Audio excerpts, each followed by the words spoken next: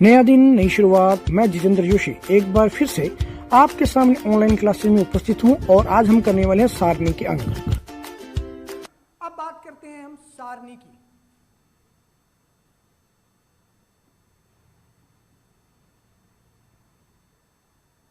सारणी के उदाहरण की बात हम अगली कक्षा में करेंगे। अभी कुछ एक हिस्से इसके शुरू करता हूं। कुल मिलाकर सारणी के जो है वो हम ये कह सकते हैं कि 8 अंग या भाग होते हैं। आपके लिए 8 हैं ये। अगर आप बड़ी क्लास में चले जाते हैं तो ये बढ़ के 12 से 13 तक हो जाते हैं, लेकिन बेसिक जो है वो इसके 8 ही हैं। 8 भागों के आधार पर पूरी की पूरी सारणी व्यवस्थित रहती है। पहला भाग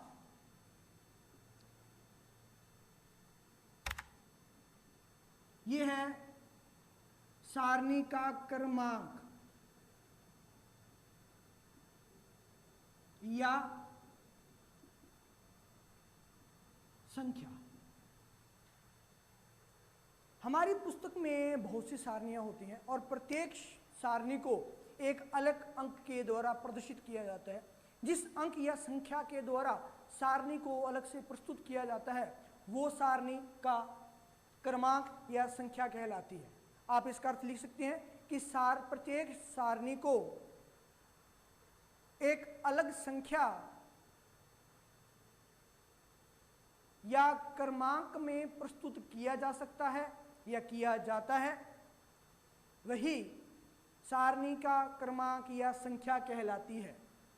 अभी आप कक्षा 10 के एग्जाम दे के आए हैं। कक्षा 10 में आपकी गणित की किताब में या विज्ञान या सामाजिक की किताब में जो है वो सारणियां हुआ करती थी। अब मान लीजिए अध्याय कितना था, चौथा अध्याय था, 4th लेसन था, और 4th लेसन में सारणियां बनी हुई थी। उनको नाम दिया गया था सारणी 4.1, सारणी 7.8। इसी तरीके से आपकी गणित की किताब में मोस्टली हम माने समांतर माध्य, बहुलक, इससे संबंधित जो सारणियां थी आमतौर पर ये लिखा भी जाता था कि उदाहरण की सारणी संख्या 14.9 को लेते हुए प्रश्न को हल कीजिए। तो वो सारणी 14.9 जिससे आपको हल लेके क्वेश्चन को हल करना था, जिसमें समांतर माध्य, बहुलक आदि जो आपको सॉल्व करना होता था। तो आप समझ गए होंगे कि सारणी का क्रमांक क्या है। नहीं समझे हैं तो नेक्स्ट लेसन में उदाहरण जब दिया जाएगा तो आप समझ जाएंगे। दूसरा आता है हमारा सारणी का शीर्षक। हर सारणी के ऊपर एक शीर्षक दिया जाता है और वो शीर्षक पढ़ते ही हमें क्लियर हो जाता है कि इस सारणी का संबंध किससे है।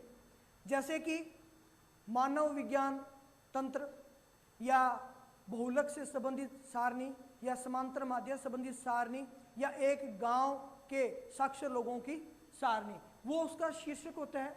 शीर्षक को हमेशा ही छोटा रखा जाता है, कम शब्दों में अधिक प्रस्तुतिकरण हो ऐसा शीर्षक रखा जाता है। अर्थात गागर में सागर वाली बात है यहाँ, तो वहाँ ऐसा शीर्षक रखा जाता है जो सारणी की पूरी बात बता दे कि सारणी किससे संबंधित है। तो सारणी का शीर्षक क्या होता है, लिख लीजिए। प्रत्येक सारणी के ऊपर एक हेडिंग या शीर्षक दिया जाता है। प्रत्येक सारणी के ऊपर एक हेडिंग या शीर्षक दिया जाता है जो उस सारणी से संबंधित, जी हाँ, उस सारणी से संबंधित मुख्य उद्घोषणा होती है कि ये सारणी किससे संबंधित है। जैसे कि राजस्थान साक्षरता दर, ये सारणी जो है जो मैंने हेडिंग लगाई है, इस तरह की सारणी जो है वो राजस्थान की साक्षरता दर को बताती होगी। साक्षरता दर या राजस्थान की जनसंख्या 2011 या राजस्थान की जनसंख्या किसके अनुसार, 2011 की जनगणना के अनुसार। तो इस तरह का जो होगा वो होगा हमारा शीर्षक, उसे हम सारणी के ऊपर लिखते हैं।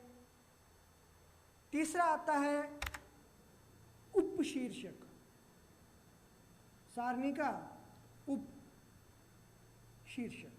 इसका एक और नाम भी होता है, वो मैं इसका बताने के बाद लिखूंगा कि उसका एक अन्य नाम जो है वो क्या होता है, तब आपको समझ आ जाएगा कि उपशीर्षक और अवशीर्षक दो होते हैं, उनमें क्या भेद है। आमतौर पर पेपर में यही जो है वो टॉपिक सारणी से संबंधित उलझाने वाला रहता है कि उपशीर्षक और अवशीर्षक में अंतर कीजिए।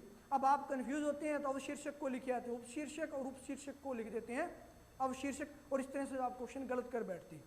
उपशीर्षक ये सारणी के शीर्षक के नीचे लिखा जाता है, जो शीर्षक ऊपर ऊपर आ गया उसके नीचे जो लिखा जाएगा वो शीर्षक होगा आपका उपशीर्षक। यानी कि अगर मैं लिखूं तो ये होगा हमारा स्तंभ शीर्षक।